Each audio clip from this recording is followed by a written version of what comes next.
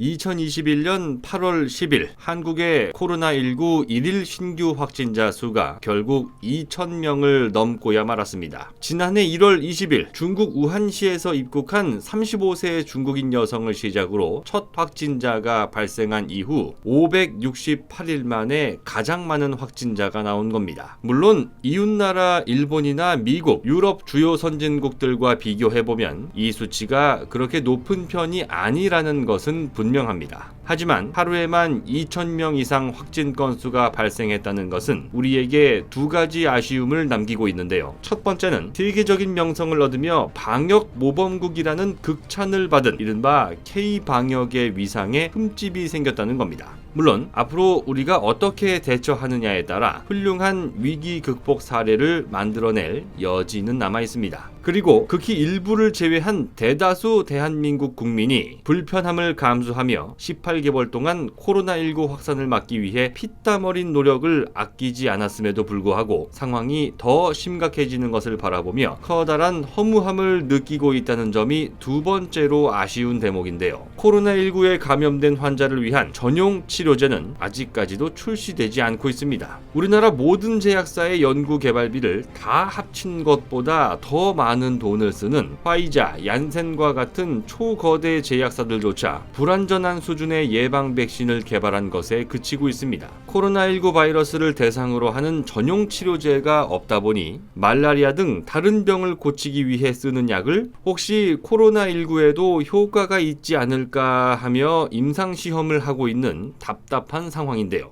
적을 알고 나를 알면 100번 싸워 100번 이긴다는 말이 있습니다. 확실한 코로나19 치료제를 만들기 위해서는 코로나19 바이러스가 우리 몸에서 어떠한 작용을 일으키고 우리 몸은 어떻게 반응하는지, 어떻게 우리 몸의 면역 체계에 손상을 입히고 면역 세포에 영향을 주게 되면서 경증에서 중증으로 증상이 악화되는지에 대한 명확한 정보가 필요합니다. 하지만 아직까지 우리나라는 물론 전 세계적으로 이러한 메커니즘이 규명된 사례가 없었다는 것이 문제입니다. 만약 코로나19 바이러스로 인한 우리 몸속 세포의 기능적인 이상 반응을 파악함으로써 확실하게 코로나19를 치료할 수 있는 의약품이 나온다면 우리는 더 이상 코로나19를 두려워할 필요가 없을지도 모릅니다. 마치 건강한 사람이 감기가 걸릴까 무서워 외출을 하지 않는 경우는 없는 것처럼 말입니다. 그런데 이번에 우리나라 연구진이 코로나19 바이러스로 인해 우리 몸의 자연 살해 세포에 일어나는 변화를 세계 최초로 밝혀내는 데 성공하면서 자칫 생명이 위태로울 수 있는 코로나19 중증 환자를 완치시킬 수 있는 희망이 생겼습니다. 한국과학기술원은 지난 8월 11일 내놓은 보도자료를 통해 충남대 병원과의 공동연구팀이 코로나19 환자에서 나타나는 자연 살해세포 변화를 규명하는 데 성공했다는 소식을 공개했습니다. 자연 살해세포는 내추럴 킬러 셀의 우리말 표현으로 줄여서 NK세포라고도 불립니다. 우리가 일반적으로 맞는 백신 주사는 세균이나 바이러스처럼 외부로부터 우리 몸에 들어오는 항원을 물리치는 항체를 형성하기 위한 건데요. 항체를 형성하기 위해 우리가 맞는 백신은 우리 몸을 망가뜨리기에 너무 힘이 약해 만신창이가 된 세균이나 바이러스, 즉 항원을 주입함으로써 나중에 똑같은 항원이 우리 몸에 침입했을 때 물리칠 수 있는 경험을 만들어주는 과정으로 볼 수 있습니다. 그런데 자연 살해세포는 항원을 목표물로 하지 않고도 우리 몸에 비정상적인 세포가 있다는 것을 스스로 감지해서 죽이는 훌륭한 역할을 수행합니다. 대표적인 비정상 세포인 암세포에도 작용하기 때문에 항암제는 물론이고 우리 몸이 강력한 면역 체계를 갖추도록 하는 존재, 바로 1차 방어선을 담당하고 있는 자연 살해세포입니다. 한국과학기술원과 충남대병원 공동연구팀은 우리나라 코로나19 환자들을 대상으로 연구를 진행했습니다. 코로나19 확진을 받은 진단 초기부터 완전히 회복되는 시기까지 추적 연구를 벌인 결과 코로나19 바이러스 감염으로 인한 질병의 진행 과정에서 자연살해 세포에서 일어나는 변화를 밝혀내는데 세계 최초로 성공했습니다. 보도자료에 따르면 이번 연구에서는 최첨단 면역학 연구기법과 유전자 발현 분석을 동시에 활용한 것으로 전해지는데요.